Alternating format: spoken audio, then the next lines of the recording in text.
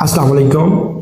अक्सर हमने देखे कि बहुत सारे लोग बाज़ार से लेके कि एनाबॉलिक स्टीरॉयड जिसे हम बॉडी बिल्डिंग के लिए कहते हैं कि स्टीरॉयड के इंजेक्शन लगवाते हैं, टेस्टोस्टेरोन के इंजेक्शन लगवाते हैं ताकि इससे को बॉडी बन जाए। आइए कि देखते हैं कि ये इंजेक्शन क्या आपकी वो इनफर्टिलिटी कर सकती है या नहीं कर सकते हैं, कि आपके बच्चा पैदा करने की कुव्वत को कमज़ोर कर सकते हैं या नहीं कर सकते हैं। आइए हम मेडिकल पॉइंट ऑफ व्यू से इस चीज़ को देखते हैं।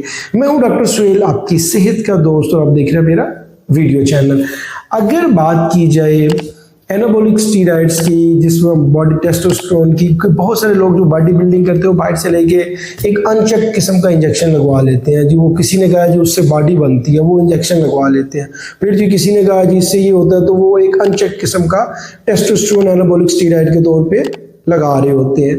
तो एंड रिजल्ट क्या होता है कि जब इतने मल्टीपल इंजेक्शन वो लगाते हैं तो उससे बॉडी तो बन जाती है, लेकिन उसके आपके हाइपोथैलेमस के ऊपर जो है वो इम्पैक्ट जाता है, उसका नेगेटिव फीडबैक जाता है, जिसकी वजह से आपका जो LH है, FSH है, वो हार्मोन कम होते हैं, स्पर्म प्रोडक्शन कम हो जाती है।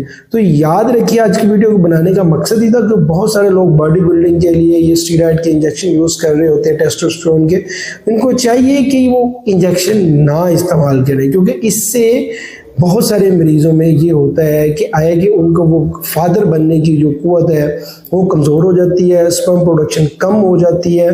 तो ये एक इनफर्टिलिटी का काज है। तो इसलिए हमें गैर ज़रूरी इन इंजेक्शन से परहेज़ करना चाहिए, क्योंकि ये हमारा स्पर्म प्रोडक्शन को कम कर देते हैं। आज की वीडियो के लिए इतना ही, मिलते हैं नेक्स्ट वीडियो में। शुक्रिया।